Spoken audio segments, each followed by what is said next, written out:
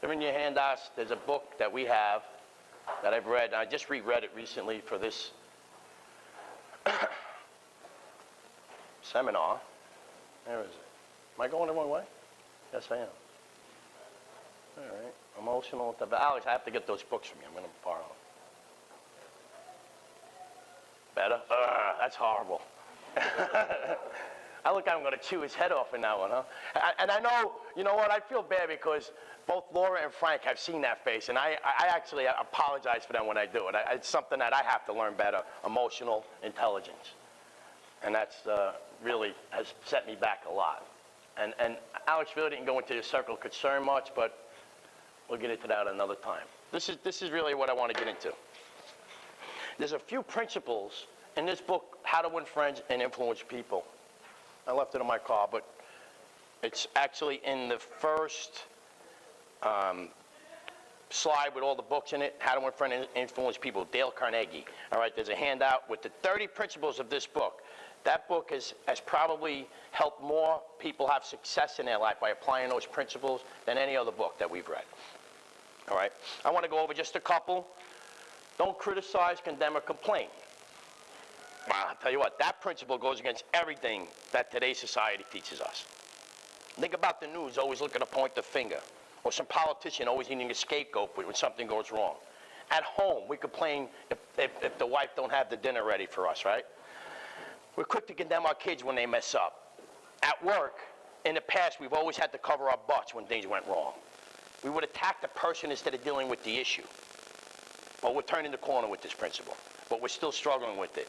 But our culture is changing as we're growing. Think about how we feel when someone points out our own mistakes, criticizes us, condemns us. We don't like it very much, right? As a matter of fact, the person who's constantly doing this, we tune out. They lose any possibility of having a positive influence in our life. We also tend to dislike that person, and it also leads to resentment. It's our defense mechanism to put up a shield when we're attacked. We all know when we make mistakes. I know I do. I make mistakes all the time, and I'm my own worst critic. Criticizing and condemning me to their satisfaction. Most people who are critical of others find it easy to find fault in other people's actions, and they themselves are very insecure. They lack the confidence in their own abilities. Therefore, they must criticize those around them and look to place blame. They figure that if the other person's faults are pointed out, the light will shine more on them, and they don't have the nerve to stand on their own merits. This principle is one of the hardest principles to follow. It's a work in progress for me. I'm trying to get better at it all the time. But if you're aware of it, you could do it, right? The person that mastered this one will be ahead of us, all of us, in a personal growth journey, and will be able to influence many people in a positive way. Here's a good one. Give honest and sincere appreciation. Everybody wants to be appreciated. We all know when someone gives us a compliment that's not sincere, too. There's many people who use compliments to manipulate us into doing favors for them. That's worse than not saying anything at all. It's worse than not complimenting. There are many people who are so insecure they themselves, they can't give compliments to you, okay? They fear that if they shine the light too brightly on you, then it takes away from their own light. And they withhold the praise and appreciation that you deserve. I feel sorry for that person. If you can apply this principle in your relationships, I promise you, it'll do more for you giving someone a praise than that person that you're giving praise to, okay? I promise, and it'll affect, increase the influence that you have with that person. You see, relationships are like bank accounts. If you don't make more deposits than withdrawals, the relationship will be bankrupt. If you are constantly making withdrawals by withholding praise when someone does something that's worthy of it, or even worse, constantly criticizing someone when they make a mistake, you're going to lose any chance of influence you have with that person. That's giving honest and sincere appreciation. That's what, be a good listener and encourage other people to talk about themselves. We have 2 ears and 1 mouth. We should be listening twice as much as we talk. How much do you learn by talking? I know I'm not learning when I'm talking. And when another person is talking, we should listen actively, looking them in the eyes with the eyebrows raised, leaning in. We shouldn't cut them off in mid-sentence. so we can quickly make our own points. I struggle with this sometimes. How many of us, when we're having a conversation, we're formulating our answer before that other person is even done finishing his sentence? Sometimes we'll even finish his sentence so we can get our answer, so we can talk. Think about how you feel when you're talking to someone, okay, and they totally dismiss you. If they're distracted by what's going on around them instead of paying attention to you. Sometimes, how about when they answer the cell phone in the middle of a sentence? They just ignore you, pick up the cell phone, and they don't even say, excuse me, I got to pick this up. When we listen to someone intently, look them in the eyes, taking in every word, reading their face, their body language, and we wait until that person is done talking before we respond, it's like giving them oxygen. Sometimes, if we're not sure of the point or the question or what they just said, you have to repeat it back to them, okay, to make sure that you understand. And they know that you're listening then, okay? People respect you more because they know you respect and value their opinion. Another way we can have influence people is to ask them questions about themselves and their interests. And then we got to zip it. Ask the question, shut up. You can say something like, really, that's interesting. How'd you first get interested in that? Vinny, how'd you first get interested in golf? Okay, what you mean? Okay. How often do you play? You must be really good at it. Where do you play? Can I play with you next time? Okay. So that's a conversation, back and forth. When you shut up, you listen, have a conversation. Express an interest in that person. Actively listen to them. This person will come away from that conversation and think that you're a great conversationalist when all you do is ask a couple of questions and shut up. Your influence will expand. You'll be making deposits in his relationship bank account. Let's be a good listener. Here's a tough one. If you're wrong, admit it quickly and emphatically. This is a tough one, especially with someone with a big ego. A person with an overinflated ego will not let that person, the overinflated ego will not let that person own up to their mistake. Forget about getting an apology from them. At work, if you're in charge of someone and you make a mistake or mistreat that person, you both know you made the mistake, okay? But you don't apologize. You're going to be taking a withdrawal from that person's bank account. And keep doing that, soon that relationship will be bankrupt also. On the other hand, say you overreact, okay? You get angry.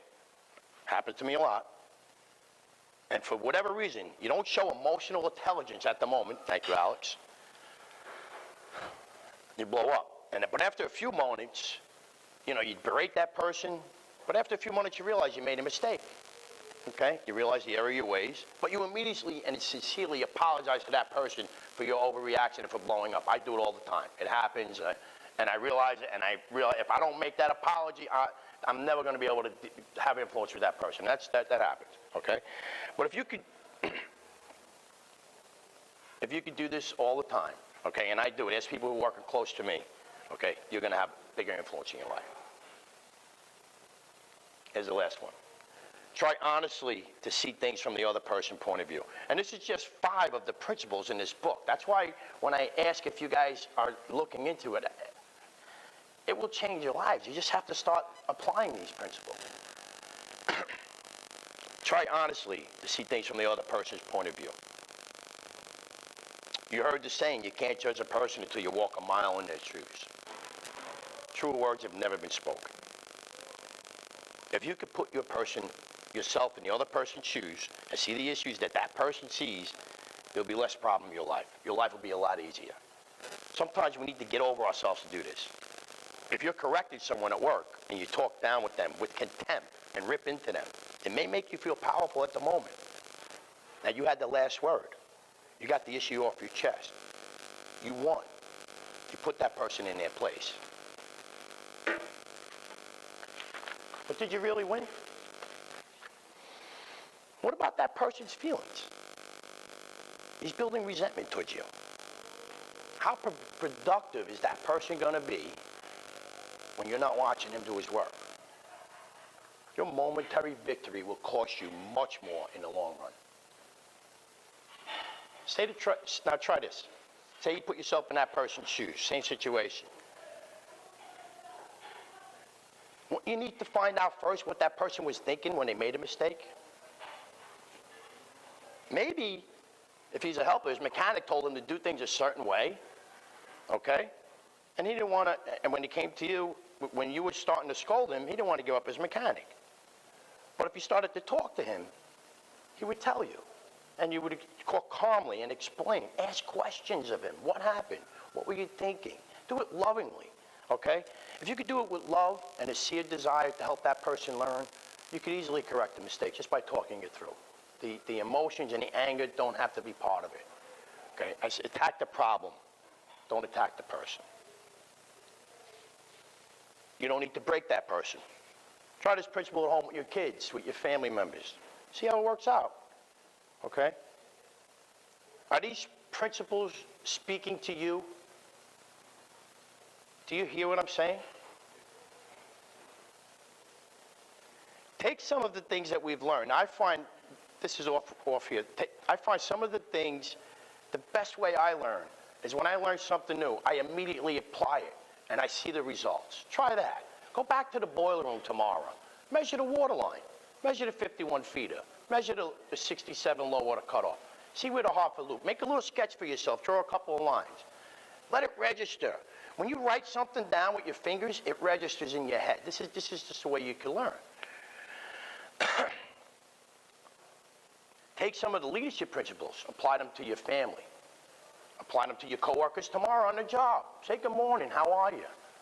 How was your day? Your wife okay? I heard your kids were sick. Are they doing better? Show an interest. This is the type of thing that will help you have more influence and help grow. All right? All right, listen. It's my real sincere hope that we've had a positive influence on you. All right? I thank you for your time, and I thank you for your attention. All right? Have a great night, guys.